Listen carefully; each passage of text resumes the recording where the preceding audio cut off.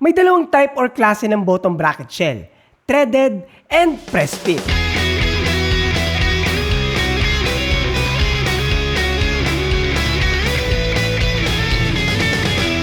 So laging tinatanong sa akin, Nat, ano bang size ng bottom bracket ang kailangan ko?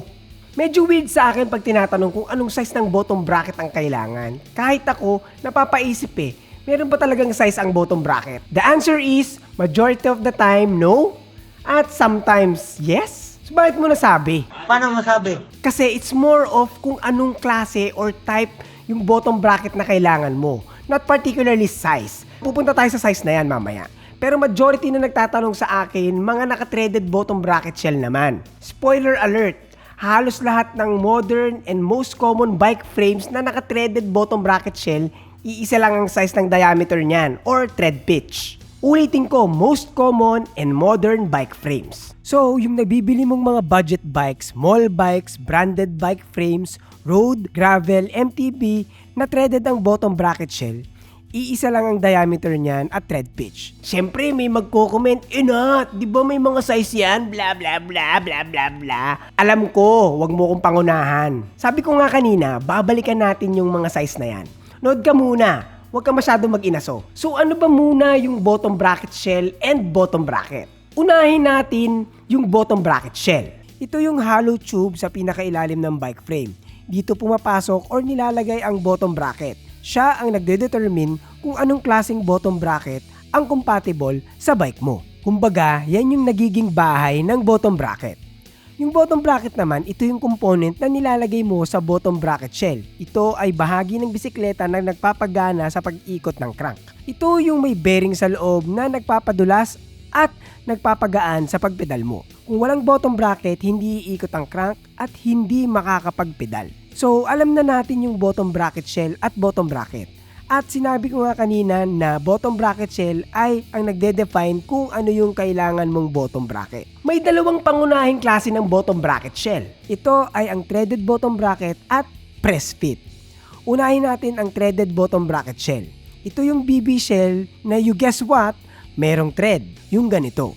Basta nakita mo yung BB shell mo na may ganito, threaded yan. So, sobrang daling i-identify kung threaded yan o hindi. Sure ka na lang kung hindi mo pa ma-distinguish yan. Patunayan nating hindi tayo mga tanga. Sabi ko kanina, iisa lang ang size niyan sa mga common modern bike frames. Well, hindi masyadong totoo yan. Una, yung BSA or yung tinatawag na British Standard or English Standard. Actually, Birmingham Small Arms talaga ang meaning niyan. Bicycle company yan na gumawa ng standard. Hindi ko na i-explain yan. Google nyo na lang. Itong BSA, ito yung pinaka-common ngayon. Sa pakiwari ko, 98% ng threaded bottom bracket shell sa mga bikes ngayon, yan ang ginagamit. Ito ay 1.37 inch by 24 thread per inch na specs, na may lapad na 68mm for road bikes and 73mm for mountain bikes at 100mm naman for fat bikes. Ang drive side cap nito kung nasaan yung chainring ay reverse thread. So ang ikot niya pag hinigpitan mo ito pa counterclockwise or ikot papunta sa likod. Yung kabilang side or non-drive side, normal threading pag hinigpitan, meaning pa clockwise pero papunta pa rin sa likod. Another type is Italian standard. Ito ay may specs na 36mm diameter at may 24 thread per inch na specs.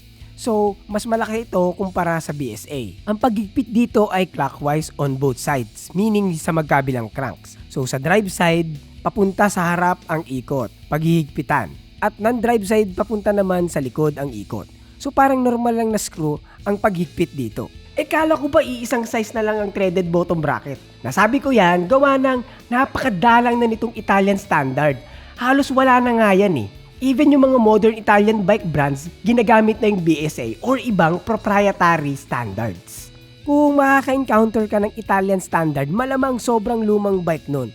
So, hindi mo na dapat problemahin yan. Kaya ako, kino-consider ko na isa na lang ang threaded standard. Actually, meron pang isang threaded standard, yung T47. Hence the name, T47, 47mm ang size diameter nito. So, mas malaki ang butas nito kesa sa BSA. Pag nakakita ka niyan, sasabihin mo talaga, ang laki! So, hindi ka magkakamali na T47 ito at hindi BSA. Ginawa ang T47 kasi maraming gumagamit ng press fit BB na tatalakayan natin mamaya na nagkakaproblema kaya nag-i-exist ito. Compatible din ito sa maraming crank spindle types, mas stiff at mas matibay. Kung iisipin, parang mas okay to ha, pero hindi rin ito madalas ginagamit gawa ng kailangan ng mas precise na machining. Mas mahal ang threading tools, mas mahal ang quality control, kaya mas mahal ang pag-manufacture nito. Kaya ayaw din ng ibang bike brands. Kaya din naman ng BSA yung ginagawa ng T47. Hindi naman masyado nagkakaproblema yung BSA standard. Kaya hindi din talaga common niya ang ganyan. Kaya para sa akin, pag threaded ang bike mo, malamang sa malamang BSA yan kasi sobrang dalang ng Italian at T47. Celebrate small or big wins with your special ones. Come to Brew Brothers Cafe, your destination for celebration. Okay, ito na yung pangalawang type ng BB shell, ang press fit. Actually, hindi lahat gusto to. Ito nga yung reason kung bakit nag-i-exist yung T47 eh. Anyway, ano ba itong press fit? Ang press fit bottom bracket shell ay isang uri ng BB shell sa frame ng bisikleta kung saan walang thread sa loob. Sa halip, ang bottom bracket caps ay pinapasok or pinipress fit diretso sa frame gamit ang eksaktong sukat ng diameter. So meaning yung pinaka-shell ng press fit makinis yan at walang thread so madali ding i-identify. Yung pinapasok na bottom bracket dito is slightly mas malaki ng konti yung diameter kaysa sa butas ng shell. So, pag pinrest na ito, papasok, nagkakaroon ng friction at tight fit. Kaya siya na ikakabit. So, bakit nag-i-exist itong standard na ito? Mas malapad kasi ang BB shell nito kaya yung mga brands pwedeng gumawa ng mas matibay at mas rigid na frame. Lalo na sa mga carbon frames. Carbon! Lodi! At dahil nga mas malaki ito, mas marami kang crank spindle sizes na pwede kang ilagay. Sa carbon lang ba ito? Hindi.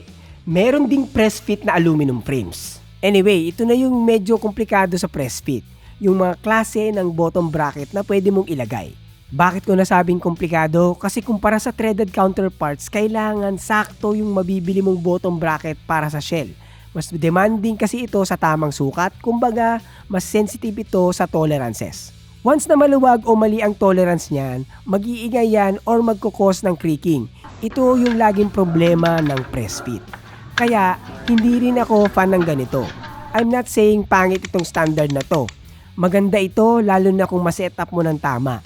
Hindi lang ako fan kasi mas convenient sa maraming bagay yung threaded BSA standard. Anyway, ano ba yung klase ng bottom bracket para sa press fit? Una, BB30. Isa sa pinakaunang press fit style standard.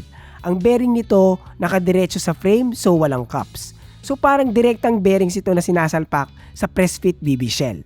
Ang outer diameter ng BB30 ay 42 mm. Yung number sa name niya which is 30, yan ang size ng spindle ng cranks na papasok sa kanya. Dito nang galing yung idea ng paggamit ng oversized spindle na 30 mm. Ang common spindle kasi talaga, lalo na yung mga Shimano standard ay 24 mm yung spindle diameter.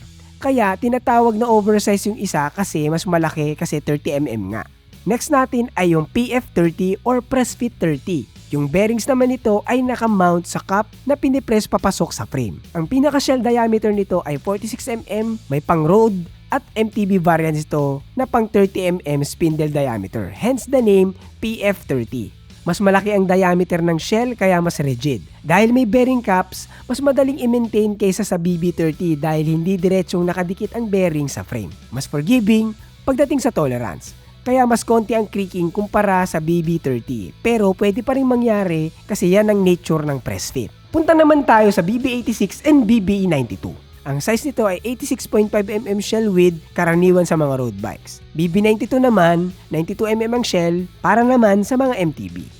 Ang pinaka-shell diameter ay 41 mm. Spindle size, usually 24 mm Shimano pero may mga option din naman na 30 mm depende sa cup. Ito ang pinaka-common na press fit standard sa MTB. Naka-embed ang bearing sa cup tapos pinipress sa shell. At dahil 41 mm lang ang diameter ng pinaka-shell, mas compatible ito sa maraming Shimano cranks na 24 mm spindle size. Pero may mga option din naman na pang SRAM dub. Mas tahimik at mas konti ang issue kumpara sa PF30 and BB30.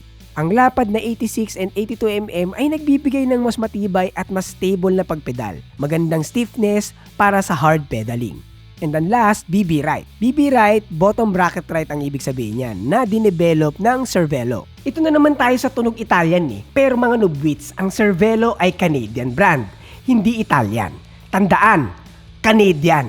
So, pag bumili ka niyan, yari ka sa asawa mo, magiging Canadian ka bigla. Magluto Canadian, maglinis Canadian, maglaba Canadian, bili ka ng bili ng bike This video is brought to you by Pretty Petty the Podcast, ang podcast na nagbibigay opinyon na hindi nyo naman hinihingi.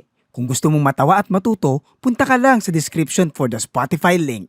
Ang shell diameter ng BB Right ay 46mm, same as PF30. Shell width naman ay 79mm. Asymmetric ito, meaning mas malapad sa non-drive side. Spindle size 30mm. Itong BB Right parang PF30 pero mas malapad sa isang side ng frame. Ginawa itong standard na ito para mas stiff ang bottom bracket area.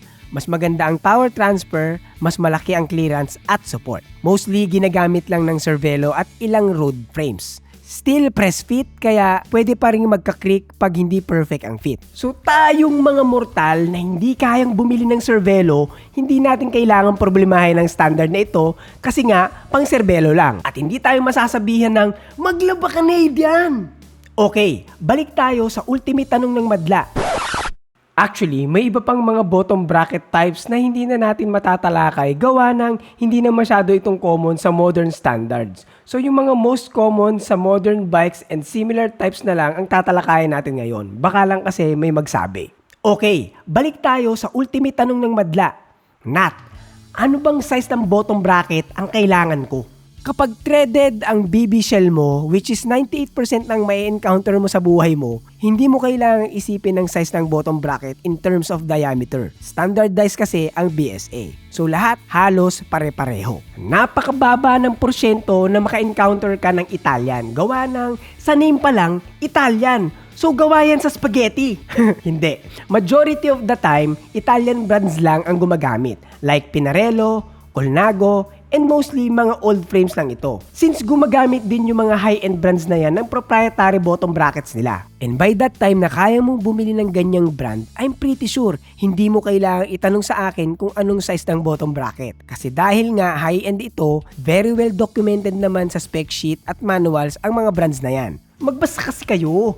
Puro kayo TikTok So kung BSA ang BB shell mo, anong bottom bracket ang gagamitin ko? Halos lahat ng BB na pang-threaded like yung mga BB52, MT501, MT800, Octalink, Square Taper, threaded dub bottom brackets, compatible yan. Ang magiging consideration mo na lang ay kung anong spindle ang meron ang crank mo. Most of the time, 24mm lalo na sa mga Shimano and other off-brands. Ganyan ang gamit. Even itong bagong Majin PES 515, naka 24mm ang spindle na gamit. Yung isa pang size ng spindle ay 29mm or tinatawag ng SRAM na dub. Hindi lang SRAM ang gumagamit nito, may iba ding brands. Like itong Majin Tioco na power meter na sobrang gaan na cranks. 29mm ang spindle na ginagamit nito. Abangan nyo to, ito na yung next video natin. And last spindle size ay 30mm. Hindi pa ako naka-experience ng threaded na 30mm spindle cranks. Gawa ng ang gumagamit ng ganitong spindle size ay yung mga mahal na brands like Hope, Rotor, Raceface at kung ano pang mahal na brand. About sa width ng threaded bottom bracket, usually pag bumili ka ng BB, may mga kasama namang mga spacers yan. At gagamitin mo ang spacers na yan depende kung 68mm or 73mm ang BB shell width ng frame mo. So yan yung mga mas dapat i-consider mo, yung spindle size ng cranks na meron ka. Yung BSA threaded BB shell, iisa lang yan. At kung maka-encounter ka man ng T47 na BB shell, sobrang laki nun. Alam mo na kaagad na hindi yun BSA standard at sobrang dalang din yan. Pag-usapan naman natin kung press fit BB ang shell mo. Dito nagiging actual size sensitive ang usapan. Kasi ang press fit ay may magkakaibang shell diameter, may magkaibang lapad at magkaibang spindle compatibility. Kaya kailangan mong alamin exactly kung ano yung press fit standard ng frame mo. Kumbaga pag threaded, parang one size fits most. Pero pag press fit, dapat sakto kasi kung hindi, magkikrik yan for sure. Kaya kung press fit ang frame mo, yes, dito papasok yung tanong na 41mm ba ang shell mo?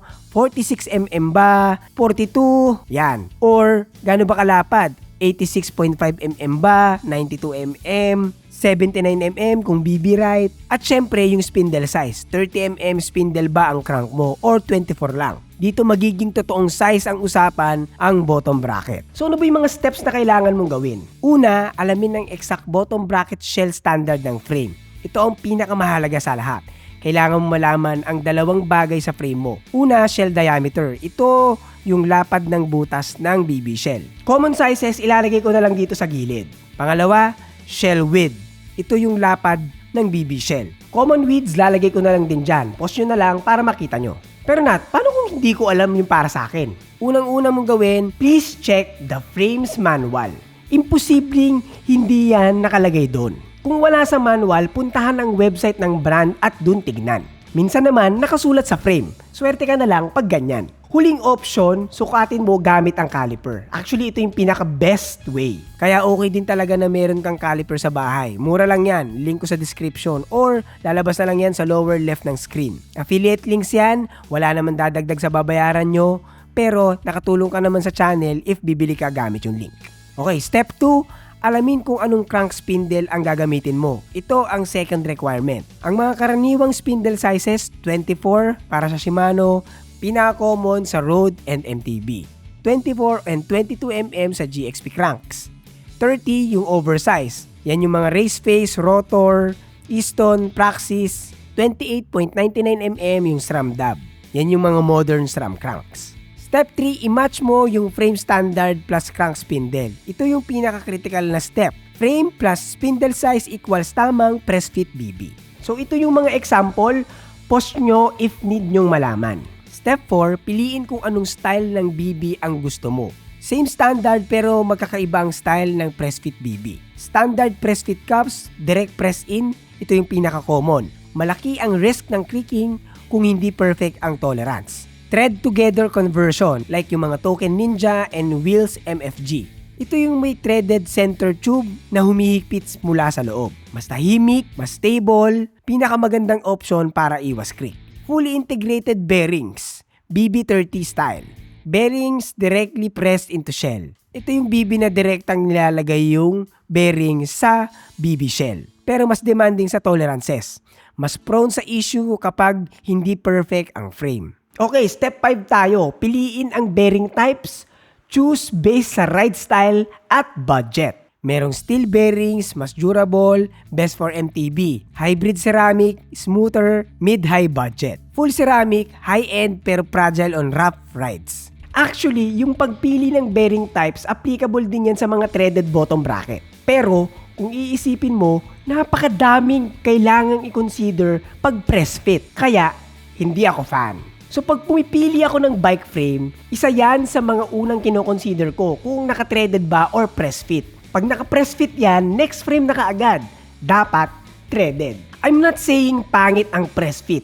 Maganda yan, basta na-set up mo ng tama. At kung okay lang sa'yo, yung mga dapat i-consider ng mga ganyan, okay naman ang press fit. I just choose the threaded BSA kasi mas convenient para sa akin. Naghahanap ka ba ng bagong bike? Meron tayong 500 peso off discount pag bumili ka ng bike or bike frames dito sa website ng RD Cycles. Alam ko madalas free delivery pa sila nationwide. So huwag kalimutan ilagay mo Forever Bike Noob sa checkout para sa 500 peso off discount. Anyway, sana marami kayong napulot na kaalaman sa video na ito. At kung nagustuhan mo ang video, bigyan mo naman ako ng like dyan. At subscribe kung hindi pa.